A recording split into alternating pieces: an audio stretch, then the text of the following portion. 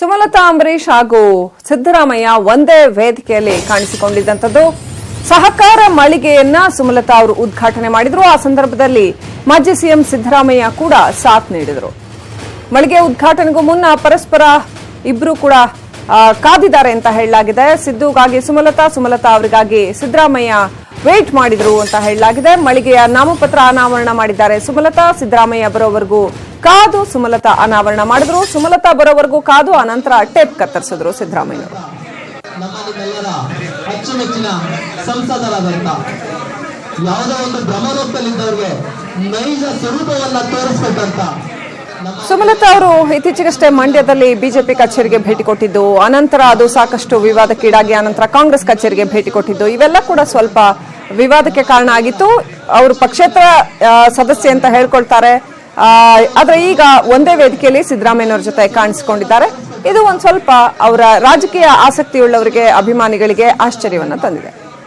ಯಾವುದೋ ಒಂದು ಭ್ರಮರೂಪದಲ್ಲಿದ್ದವ್ರಿಗೆ ನೈಜ ಸ್ವರೂಪವನ್ನ ತೋರಿಸ್ಬೇಕಂತ ನಮ್ಮೆಲ್ಲರ ಅಚ್ಚುಮೆಚ್ಚಿನ ಸಂಸದರಾದಂತ ಯಾವುದೋ ಒಂದು ಭ್ರಮರೂಪದಲ್ಲಿದ್ದವ್ರಿಗೆ ನೈಜ ಸ್ವರೂಪವನ್ನ ತೋರಿಸ್ಬೇಕಂತ ನಮ್ಮೆಲ್ಲರ ಇವತ್ತು ಸಂಸದ ಸುಮಲತಾ ಹಾಗೂ ಮಾಜಿ ಸಿಎಂ ಸಿದ್ದರಾಮಯ್ಯ ಒಂದೇ ವೇದಿಕೆಯಲ್ಲಿ ಕಾಣಿಸಿಕೊಂಡ್ರು. ಕಾಂಗ್ರೆಸ್ ತೊರೆದ ನಂತರದಲ್ಲಿ ಇನ್ಫ್ಯಾಕ್ಟ್ ಅವ್ರು ಕಾಂಗ್ರೆಸ್ ಸೇರೇ ಇರಲಿಲ್ಲ. ಅವ್ರು ರಾಜಕೀಯಕ್ಕೆ ಬಂದಿದ್ದೇ ಇಂಡಿಪೆಂಡೆಂಟ್ ಎಂಪಿ ಆಗಿದ್ದಾರೆ ಸುಮಲತಾ ಅವರು. ಇವತ್ತು ಸಿದ್ದರಾಮಯ್ಯನವ್ರ ಜೊತೆ ವೇದಿಕೆಯನ್ನು ಹಂಚಿಕೊಂಡ್ರು. ಈಗಲೂ ಇರ್ತಕ್ಕಂಥದ್ದು ಅಂಬರೀಶ್ ಅವರು ಈ ಹಿಂದೆ ರಾಜಕೀಯದಲ್ಲಿ ಇದ್ದಿದ್ರಿಂದ, ಕಾಂಗ್ರೆಸ್ನಲ್ಲಿ ಇದ್ದಿದ್ರಿಂದ ಯಾರ ಪರವಾಗಿ ನಿಲ್ತಾರೆ ಸುಮಲತಾ? ಬಿಜೆಪಿ ಕಡೆಗಿದ್ದಾರೋ ಅಥವಾ ಕಾಂಗ್ರೆಸ್ ಕಡೆಗಿದ್ದಾರೋ? ಚುನಾವಣೆಯಲ್ಲಿ ಬಿಜೆಪಿ ಅವರಿಗೆ ಪರೋಕ್ಷವಾಗಿ ಸಹಾಯವನ್ನ ಮಾಡಿತ್ತು. ಸೊ ಯಾರ ಜೊತೆಗೆ ನಿಲ್ತಾರೆ ಸುಮಲತಾ ಅವರು ರಾಜಕೀಯವಾಗಿ ಅನ್ನೋದು ಕುತೂಹಲಕ್ಕೆ ಕಾರಣವಾಗಿದೆ. ಮಾಜಿ ಮುಖ್ಯಮಂತ್ರಿಗಳಾದ ಸಿದ್ದರಾಮಯ್ಯನವರಿಗೆ ನನ್ನ ಹಾರ್ದಿಕ ಸ್ವಾಗತ. ವೇದಿಕೆ ಮೇಲೆ ಇರುವಂತಹ ಎಲ್ಲ ಗಣ್ಯರಿಗೂ ನನ್ನ ನಮಸ್ಕಾರ. ನಿಮ್ಮೆಲ್ಲರಿಗೂ ನನ್ನ ಆತ್ಮೀಯ ಪ್ರೀತಿಯ ನಮಸ್ಕಾರಗಳು. ಈ ಒಂದು ವಿಶ್ವಜ್ಞಾನಿ ಸಹಕಾರ ಮಳಿಗೆ ಉದ್ಘಾಟನೆಯ ಸಂದರ್ಭದಲ್ಲಿ ನನ್ನನ್ನು ಆಹ್ವಾನಿಸಿದ್ದೀರ. ನಿಮ್ಮೆಲ್ಲರಿಗೂ ಶುಭ ಆಗಲಿ. ನನಗೆ ಬೆಂಗಳೂರಲ್ಲಿ 3 ಗಂಟೆಗೆ ಇರಬೇಕಾಗಿತ್ತು ಒಂದು ಫಂಕ್ಷನು. ಸ್ವಲ್ಪ ಲೇಟ್ ಆಯಿತು, ಆದರೂ ನಾನು ಕಾದೆ. ಯಾಕೆ ಅಂತಂದರೆ ನಾನೇನಾದರೂ ಹೊರಟುಬಿಟ್ರೆ ಅದಕ್ಕೆ ಬೇರೆ ಒಂದು ಬಣ್ಣ ಕಳಿಸಿ ಅಥವಾ ಈಗ ಪರಿಸ್ಥಿತಿ ಹೇಗಿದೆ ಅಂದರೆ ಪ್ರತಿಯೊಂದು ದಿನ ನಾವು ನೋಡ್ತಾ ಇದ್ದೀವಿ ರಾಜಕಾರಣದಲ್ಲಿ. ಅಲ್ಲ, ಬಂದರೆ ಒಂದು ವಿಷಯ, ಬರದೇ ಇದ್ರೆ ಇನ್ನೊಂದು ವಿಷಯ ಮಾಡ್ತಾರೆ. ಆದರೂ ಏನೂ ತೊಂದರೆ ಇಲ್ಲ. ನಮ್ಮಲ್ಲಿ ರಾಜಕಾರಣ ಅಲ್ಲ ಮುಖ್ಯ. ನಾವೆಲ್ಲರೂ ಮೊದಲಿಂದಾನು ಅಂಬರೀಷ್ ಅವ್ರಿಗೆ ನಮ್ಮೊಂದಿಗೆ ನಮ್ಮ ಒಟ್ಟಿಗೆ ಇದ್ದ ಆತ್ಮೀಯರು ಅಂತ ನಾನು ಅಂದ್ಕೊಂಡಿದ್ದೀನಿ.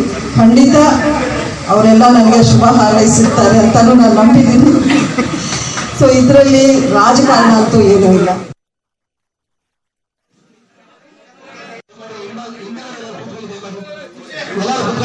ಎಲ್ಲಾನು ಅವಕಾಶ ಆಗುತ್ತೆ.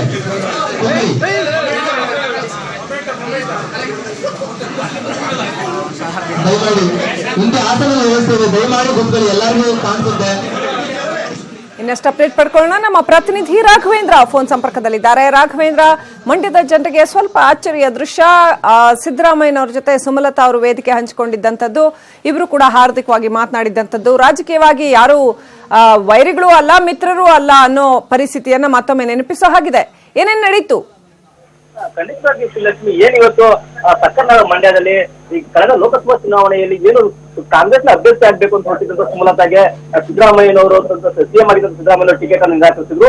ಆ ಸಂದರ್ಭದಲ್ಲಿ ಸಾಕಷ್ಟು ಒಂದು ಅವರ ನಡುವೆ ಮನಸ್ತಾಪ ಇದ್ರು ಕೂಡ ಏನಿವತ್ತು ಮಂಡ್ಯದ ವಿಶ್ವಜ್ಞಾನಿ ಸಹಕಾರ ಸಂಘದ ಒಂದು ಮಳಿಗೆ ಉದ್ಘಾಟನೆ ಕಾರ್ಯಕ್ರಮ ಇತ್ತು. ಆ ಉದ್ಘಾಟನಾ ಮಳಿಗೆ ಕಾರ್ಯಕ್ರಮದಲ್ಲಿ ಇವತ್ತು ಪರಸ್ಪರ ಮುಖಾಮುಖಿ ಆದಂತದ್ದು, ಜೊತೆಗೆ ಇಬ್ಬರು ಕೂಡ ಒಂದೇ ವೇದಿಕೆಯಲ್ಲಿ ಕಾಣಿಸಿಕೊಂಡು ಒಂದು ಅಚ್ಚರಿಯನ್ನು ಮೂಡಿಸಿದ್ರು. ಜೊತೆಗೆ ಏನು ಕಳೆದ ಲೋಕಸಭಾ ಚುನಾವಣೆಯಲ್ಲಿ ಸುಮಲತಾ ಗೆಲುವಿನ ಹಿಂದೆ ಸಿದ್ದರಾಮಯ್ಯನವರ ಪಾತ್ರ ಇತ್ತು ಅನ್ನೋ ಮಾತುಗಳು ಕೂಡ ಕೇಳಿಬಂದಿತ್ತು. ಹಾಗಾಗಿನೇ ಕೂಡ ಇವತ್ತು ಏನಾದ್ರೂ ಒಂದು ರಾಜಕೀಯ ಬೆಳವಣಿಗೆ ನಡೆಯುತ್ತಾ ಅನ್ನೋ ಮಾತುಗಳು ಕೂಡ ರಾಜಕೀಯ ವಲಯದಲ್ಲಿ ಸಾಕಷ್ಟು ಚರ್ಚೆಯನ್ನು ಮಾಡಿತ್ತು.